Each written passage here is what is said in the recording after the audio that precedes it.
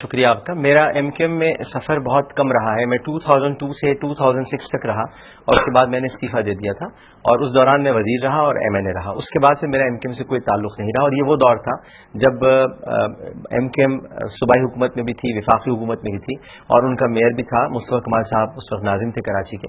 تو یہ وہ دور تھا. اس کے بعد میرا 2016 میں جب میں آیا تو میرا 2 مہینے کا یہ تعلق رہا اور اس 2 مہینے کے دوران میری جب بھی گفتگو ہوتی رہی میں صرف یہ کوشش کرتا رہا کہ کسی طرح سے یہ قائل کروں کہ آپ کی جو گفتگو اور جو آپ کا, بلکہ اب میں لفظ آپ استعمال نہیں کروں گا, بلکہ تمہارا جو گفتگو اور جو تمہارا طرز عمل ہے وہ اس نہیں ہے کہ جو ملک کے مفاد میں ہو.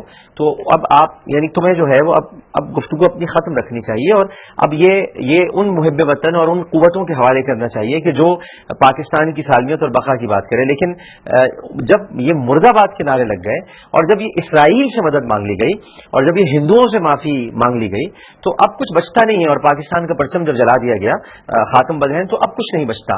تو مجھے نہیں معلوم تھا یہ سارا کہ یہ ملیٹنٹ ونگ اور یہ تمام چیزیں بھی کوئی, جب میرے پاس یہ باقاعدہ دھمکیاں آنی شروع ہوئیں اور مختلف نمبروں سے 1100 کچھ کر کے کہ پاکستان کے پرچم سے بڑا پیار ہے تو تمہیں ہم پاکستان کے پرچم میں ہی دفنا دیں گے. تو ہاں میں نے تو کہا دفنا دیں پاکستان کے پرچم میں, لیکن دھمکیاں مت دو, سامنے آ کر بات کرو.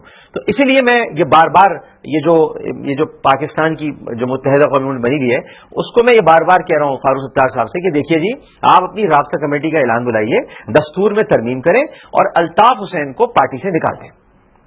اگر الطاف حسین ہے تو فاروق ستار صاحب کیسے ہو گئے؟ وہ تو اسی کو ڈیفینڈ کر رہے ہیں. یہ ابھی بھی آپ نے کوئی گنجائش رکھی ہوئی ہے نرم گوشہ, اس کا مطلب ہے؟ نہیں, میں نے تو کوئی میرے پاس اب کوئی نرم گوشہ مبشر صاحب نہیں رہا, کیونکہ جو سلوک وطن کے ساتھ ہو گیا نا تو پھر وہ بہت ہی بڑا بے غیرت ہوگا جس کے دل میں کوئی نرم گوشہ ہوگا. کیونکہ آپ کے دفتر یہاں, آپ کی پارٹی یہاں, آپ کے لوگ یہاں اور آپ ادھر ہی مرد آباد کہہ رہے ہیں. آپ کے سارے لوگ یہاں پر رہتے ہیں, آپ ووٹ یہیں سے لیتے ہیں اور یہ ملک مرد آباد ہو گیا, یہ ملک پرچم جلا دیے گئے. تو بھائی سیاست کہاں کر رہے ہیں آپ؟ ملک پاکستان میں کر رہے ہیں یا انڈیا میں کر رہے ہیں, اسرائیل میں کر رہے ہیں؟ جہاں کر رہے ہیں تو وہیں مرد آباد ہو گیا. تو لعنت ہو مرد آباد کہنے والوں پر, لعنت بھیجتا ہوں میں پاکستان مرد آباد کہنے والوں پر, اور لعنت ہو پاکستان کا پرچم جلانے والوں پر. تو یہ مجھے بتائیں کہ ایم کیو ایم اور الطاف حسین کے بارے میں آپ کی اس وقت رائے کیا ہے؟ میری رائے یہی ہے کہ یہ غدار ہے اور جو ملک کا غدار ہے وہ موت کا حقدار ہے. تو پرابلم یہ ہے کہ ان کے اوپر ایکشن کیوں نہیں ہو رہا, حکومت کیوں چپ ہے آپ کے خیال میں؟ مجھے جو لفظ ایک بڑا انٹروڈیوس کرایا گیا ہے کچھ عرصے میں, سہولت کار, تو میں آپ سے کہتا ہوں مبشر بھائی کہ اس وقت سہولت کار حکومت ہے. حکومت سہولت کار ہے کیونکہ ریاست پاکستان کی طرف سے کوئی ایف آئی آر درج نہیں کرائی گئی ہے.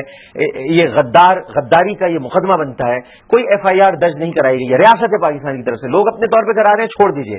حکومت پاکستان کی طرف سے بلکہ الٹے سیدھے بیانات آ رہے ہیں, جی ہم تو کچھ کر نہیں سکتے, لا نہیں سکتے, بس ہم نے کہہ دیا رکوا دیا جائے.